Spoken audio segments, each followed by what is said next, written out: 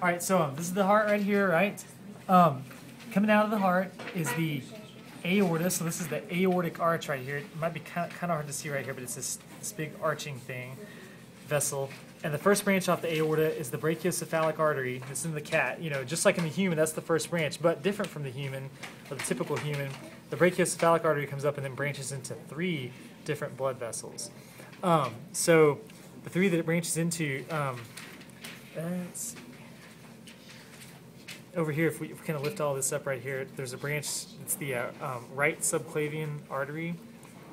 And then going up either side of the neck, we have the carotid artery. So this is the right common carotid artery, and this over here is the left common carotid artery. So the right subclavian artery, left common carotid artery, or right common carotid artery and left common carotid artery are all branches off the brachiocephalic artery in the cat. Then the second branch off the aorta is the left subclavian artery. It's going to go out towards the arm and then branch into some other things. So if we follow the aorta down, so the whole vessel is the aorta coming out of the heart and going all the way down before it branches off in the legs. But the first part you call the aortic arch. Then the rest of this part up here, above the diaphragm, so in the thoracic body cavity, is the thoracic aorta. And then branching off of that are the intercostal arteries. So there's one right there. There's other ones going out here to the intercostal muscles. This is the diaphragm. And so above the diaphragm, this is the thoracic body cavity. Below it's the abdominal body cavity. So whenever that aorta passes across the diaphragm and goes into the abdominal body cavity, it's then called the abdominal aorta, all the way down from there to where it splits off in the legs. And we'll get there in just a second. So right after, this has sort of been cut right here, but so imagine that it hasn't been cut. So we've just crossed into the abdominal body cavity, so it becomes the abdominal aorta. The first main branch here off the abdominal aorta is the celiac trunk, and that's going to go out and branch into the splenic artery and some other things, but we're not concerning ourselves with those in here. So celiac trunk, that first branch off the abdominal aorta. Then the second branch is going to be the superior mesenteric artery. It's going to come down here, it's going to branch out, and it branches out into the mesentery. So this is the the intestines out here, and so all the stuff in between is mesentery, and all these little pink guys are branches of that superior mesenteric artery. And there's an inferior mesenteric artery also, but that comes down here as well. But anyway, we're not learning that for this practical. So abdominal aorta, celiac trunk, superior mesenteric artery. We keep coming down here, and then we have branches that go out to the kidneys. So this is a kidney that has some blue latex all over it because one of the veins exploded. But this branch off that is going to be the left renal artery that goes out here to the kidney. And then there's a right renal artery over here that we can't see as well because it's nestled in some fat, but that goes out to the right kidney. And we keep coming down. There's some other branches that we're not concerning ourselves with. And then we get down into the legs, and then it branches, the abdominal aorta branches into the left external iliac artery and the right external iliac artery. So it's external iliac artery till about right there, and we have this other branch right here. After that branch, it becomes the femoral artery, right here where the femur is, and this femoral artery right in there. And then we're not learning the rest of them down in the leg.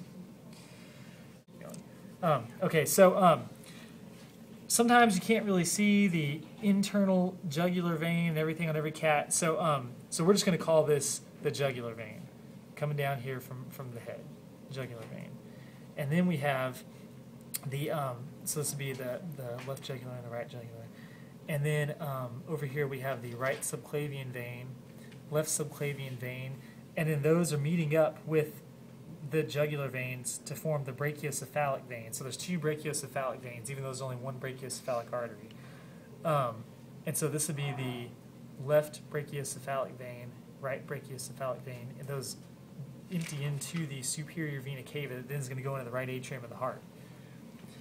And so then everything down here from the legs and then the trunk of the body, like in the, not necessarily the trunk, but in the abdomen of the cat, is all going to empty into the inferior vena cava. So the legs is where it gets tricky. So right here where the femoral artery is, there's the femoral vein right next to it. And then we have the deep femoral vein, which we're not learning. That comes up and joins with it, and it becomes the external iliac vein. Then there's an internal iliac vein in the cat that's very deep, about right down there. Then we have the internal iliac vein down inside here.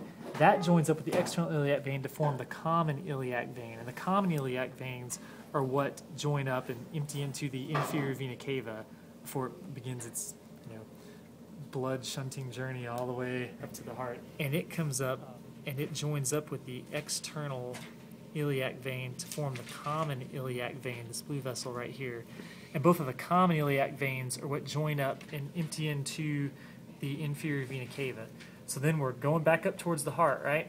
And there's things emptying in along the way.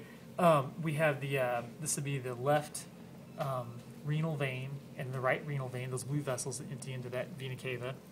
Then we go up here, and there's stuff in here that we're not talking about, but you can see so right here, this is sort of exploded right here with latex, but this is where the inferior vena cava is, and that's going to go up, so it goes around the sort of like the back side of the liver, and it also empties into the right atrium of the heart. And then we have one more vein to look at. And if we move this kitty around, so on the right side of the body, and it's on the dorsal side of that thoracic body cavity, we have the azygous vein, and that comes up here and it meets up with the superior vena cava right before it goes into the heart.